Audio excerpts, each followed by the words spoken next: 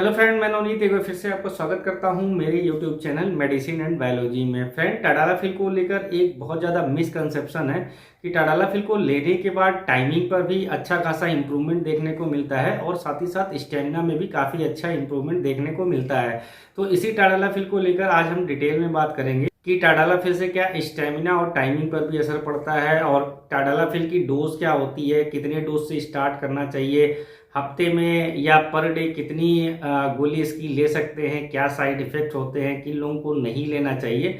तो आज के इस वीडियो में इस चीज़ को लेकर हम डिटेल में बात करेंगे। और फ्रेंड, एक बार फिर से आपसे वही रिक्वेस्ट है, चैनल पर पहली बार आए हैं तो चैनल को सब्सक्राइब करना ना भूलें। वीडियो अगर आपको पसंद आती है, यूजफुल लगती है, तो आप इसको अपने फ्रेंड के साथ भी शेयर कर सकते हैं। चलिए शुरू करते हैं।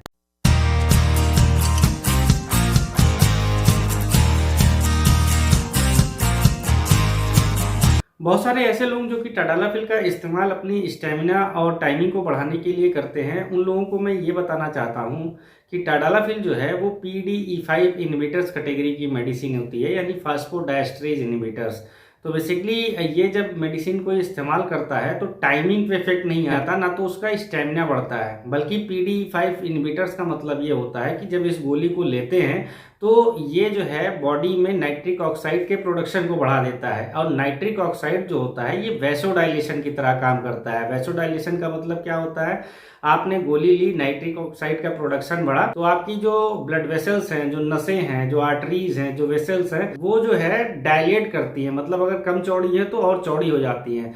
अब जब नसें कम चौड़ी थी तो इसमें ब्लड का फ्लो धीरे हो रहा था, नसें जब ज्यादा चौड़ी हो गई तो ब्लड का फ्लो इसमें बढ़ जाता है। तो पूरे बॉडी में इस दवा को लेने के बाद ब्लड का फ्लो बढ़ जाता है। अब जो ब्लड वेसल्स आपकी पेनिस में गई होती हैं, आपके लिंग में जो धमनियां गई होती हैं, उनमें भी ब्लड का फ्लो बढ़ जाता है। और जब पेनिस में ब्लड का फ्लो बढ़ जाता है तो पेनिस में इरेक्शन अच्छा आता है, पेनिस में कड़ापन अच्छा आता है, उसमें फुलाव अच्छा आता है। तो टाडालाफिल का इस्तेमाल जो लोग भी अपने स्टेमिना और टाइमिंग को बढ़ाने के लिए कर रहे हैं वो बिल्कुल गलत कर रहे हैं।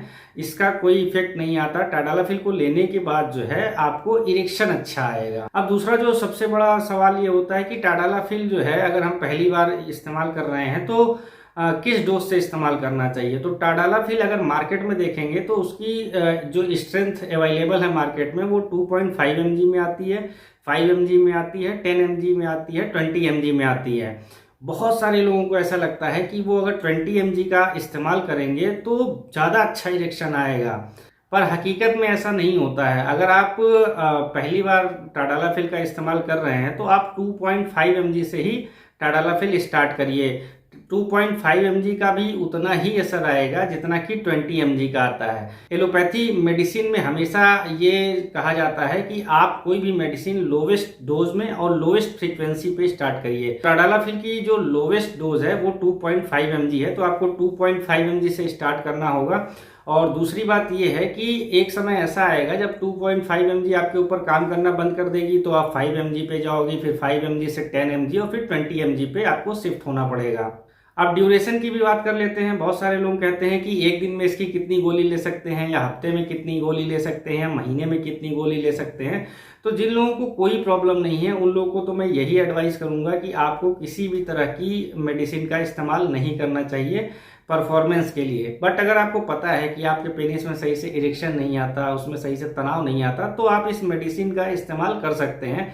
ये इमरजेंसी मेडिसिन होती है, कभी कभी अगर आपको इस्तेमाल करना हुआ तो ये आप पे अच्छा असर डालेगी, बट इसको रेगुलर वे में आप कभी इस्तेमाल मत करिए। तो टाडालाफिल का असर जो है किसी किसी पुरुष में 36 घंटे में खत्म हो जाता है, कुछ पुरुषों में इसका असर 72 घंटे तक बना रहता है, और टाडालाफिल को शरीर से पूरी तरीके से बाहर निकलने में करीब 92 घंटे का समय लगता है। तो समझने वाली बात यहाँ पर यह है कि इस मेडिसिन को लेने के बाद अगर किसी पुरुष के ऊपर 36 घंटे असर रह रहा है इसका, किसी के ऊपर 72 घंटे रह रहा है, किसी के ऊपर हो सकता हो इससे भी ज्यादा असर आए, तो ये हमेशा यही एडवाइस किया जाता है कि हफ्ते में एक गोली इसका लेना पर्याप्त होता है। क्योंकि आप जब इस गोली को एक बार ले लोगे और फिर आप में जैसे ही सेक्सुअल अराउजनेस आता है, आप उत्तेजित होते हैं, आपके पेनिस में इरेक्शन आ जाता है, और ये प्रोसेस जो है लगातार होगी जब जब आप सेक्सुअली अराउज्ड होंगे।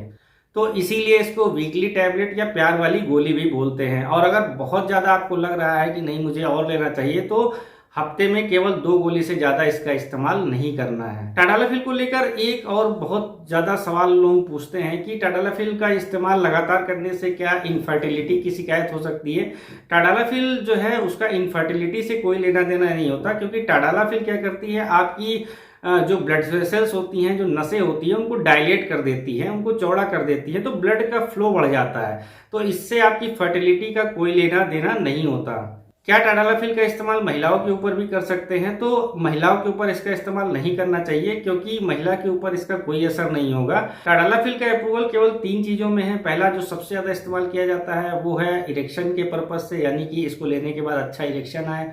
दूसरा जो इसका अप्रूवल है वो पल्मोनियल आर्टेरियल हाइपरटेंशन, इसको पीएएच भी बोलते हैं। यानी जिनको ये पीएएच नाम की बीमारी होती है, उनको सांस लेने में दिक्कत होती है, उनको जल्दी थकान हो जाती है, उनको भूख कम लगती है, उनको हमेशा चक्कर चक्कर से आता रहता है। तो ये इस बीमारी में होता रहता है और इसका कारण यही है कि उनके लंग्स में सही से ब्लड की सप्लाई नहीं हो रही है।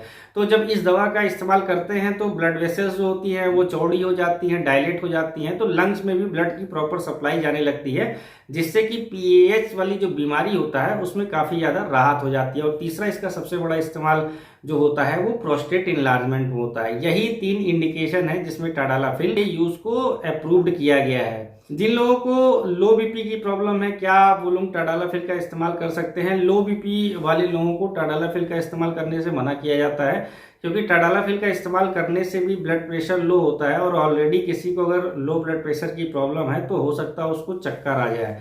तो इसलिए हमेशा टाडालाफिल को लो बीपी वाले लोगों को लेने से मना किया जाता है।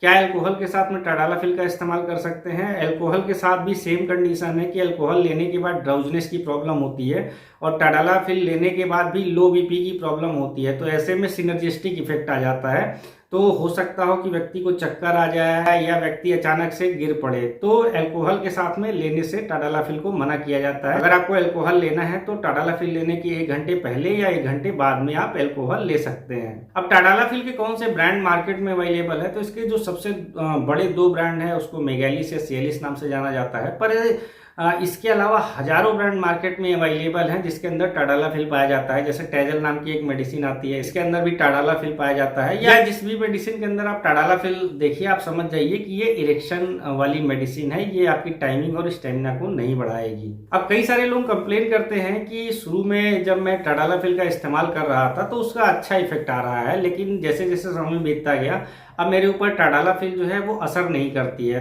तो इसका एक सबसे बड़ा कारण ये है कि आपकी बॉडी जो है उस डोज पे एडिक्ट हो गई है, यानी उसका रिस्पॉन्स अब आपकी बॉडी पे कम होता जा रहा है। तो ऐसे में आपको या तो डोज बढ़ानी पड़ेगी या फिर आपको इस साल्ट की जगह कोई दूसरा साल्ट जो है वो इस्तेमाल करना पड़ेगा।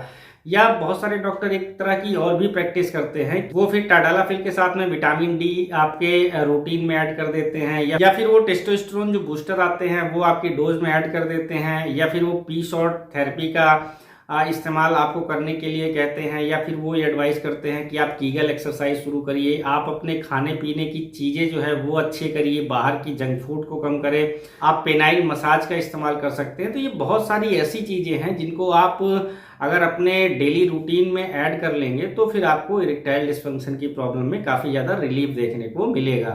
टाडालाफिल के साइड इफेक्ट की बात कर लेते हैं। तो टाडालाफिल का जो नॉर्मल साइड इफेक्ट होता है, जो कि दवा का असर जब खत्म होता है तो ये साइड इफेक्ट भी खत्म हो जाते हैं। उसमें सबसे पहला हेडेक की प्रॉब्लम है। बहुत सारे लोग ऐसे हैं जब वो टाडालाफिल का इस्तेमाल करते हैं तो उनको हेडेक की प्रॉब्लम होती है, उनके सिर में दर्द होता है। तो ये जब दवा का असर खत्म होता है तो ये प्रॉब्लम खत्म हो जाती है। बहुत सारे लोगों को हॉट फ्लैशेस की प्रॉब्लम्स होती है, यानी उनको काफ़ी ज़्यादा गर्म गर्म सा लगता है। तो ये भी जैसे दवा का असर खत्म होगा ये प्रॉब्लम जो है वो खत्म हो जाएगी। बहुत सारे लोगों को मसल पेन होता है, कुछ लोगों को जॉइंट पेन होता है, कुछ लोगों को जो नेजल कंजेशन होता है यानी उनकी नाक जाम हो जाती है। तो इस तरह की ये जो भी प्रॉब्लम है ये सारा दवा का असर जब खत्म हो जाता है तो ये सारी प्रॉब्लम ठीक हो जाती है। 2-3 चीज़ें ध्यान देने की ज़रूरत है कि अगर इस दवा को लेने के बाद आपको ब्लड विजन की प्रॉब्लम हो रही है, आपको एक आंख से नहीं दिखाई दे रहा है या दोनों आंख से नहीं दिखाई दे रहा है या धुंधला दिखाई दे रहा है या नीला दिखाई दे रहा है, या आपको सुनने में दिक्कत हो रही है इस दवा को लेने के बाद में, या आपकी कान में झंझनाहट की प्रॉब्लम हो रही है, अगर इस तरह की कोई भी प्रॉब्लम आपको समझ में आ रही है इस दवा को लेने के बाद, तो आपको दोबारा इस दवा का इस्तेमाल नहीं करना है, क्योंकि इससे आपकी या तो आंखें जा सकती हैं या तो आप बहरे हो सकते हैं। इसके अलावा मैंने पहले ही बताया कि जिन लोगों को लो बीपी की प्रॉब्लम है, अगर वो इस दवा का इस्तेमाल कर रहे हैं तो उनको हमेशा ये इंश्योर कर लेना चाहिए कि उनका बीपी दवा लेते समय नॉर्मल है। तो मेरे ख्याल से टाडालाफिल को लेकर काफी ज्यादा क्वेरी आपकी सॉल्व हो गई होगी। टाडालाफिल को लेकर कुछ और भी अगर क्वेरी आपके मन में चल रही हो तो आप मेरे कमेंट बॉक्स में कमेंट करके मुझसे पूछ सकते हैं। आपका बहुत बहुत धन्यवाद।